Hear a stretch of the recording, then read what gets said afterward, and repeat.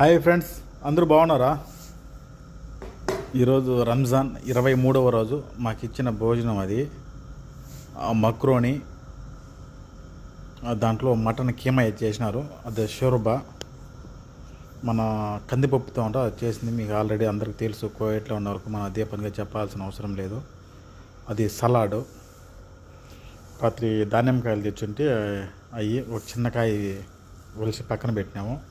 అది ఆకు మీకు చూపించేది రోజు. అది ఖర్జూర పండు నేను నెచ్చునింది. ఈ తర్వాత అది అన్నం, అది మటన్. ఇది మటను ప్లస్ ఆలుగడ్డ, ఇది క్యాప్సికమ్, వంకాయ అన్నీ చేసింది. అది మగ్గులో వేద అంటారు ఆ అన్నము. అది ఆరెంజ్ జ్యూస్. ఈరోజు అట్ట సింపుల్గా గడిచిపోయింది ఫ్రెండ్స్. దేవుడి ధర్మాన బాగుండింది. అంటే రోజు లేట్గా వేస్తూ వచ్చింది. ఈరోజు మటుకు అల్లా అక్బర్ చెప్పకముందే కొంచెం త్వరగానే చేసింది ఫ్రెండ్స్. ఈరోజు చెప్పుకోదగ్గ విషయం అంటూ అదే బిన్నా ఇచ్చేసింది.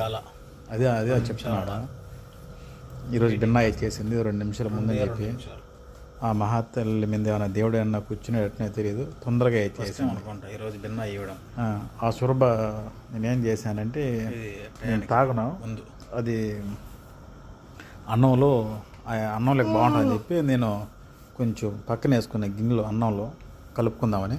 మా ఫ్రెండ్ మటుకు కొంచెం అతను తాగినాడు. కానీ అది మటుకు షుర్బ రైస్లకు మటుకు బాగుండింది.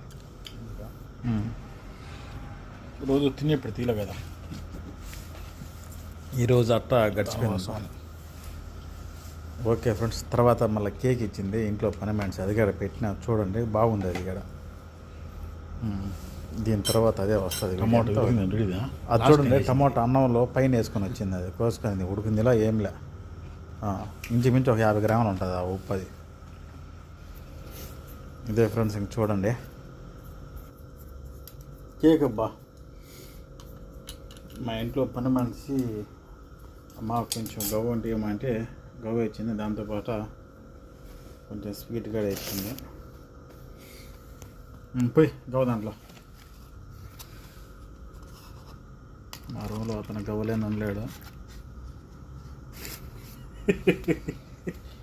తీసుకొచ్చింది ఆయన, చెప్పింది నాకు డైలాగ్. గ్రేట్.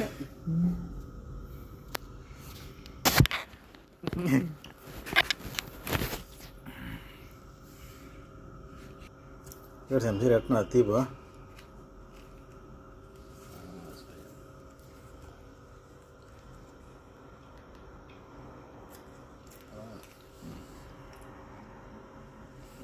పది ఇంకా వస్తుంది.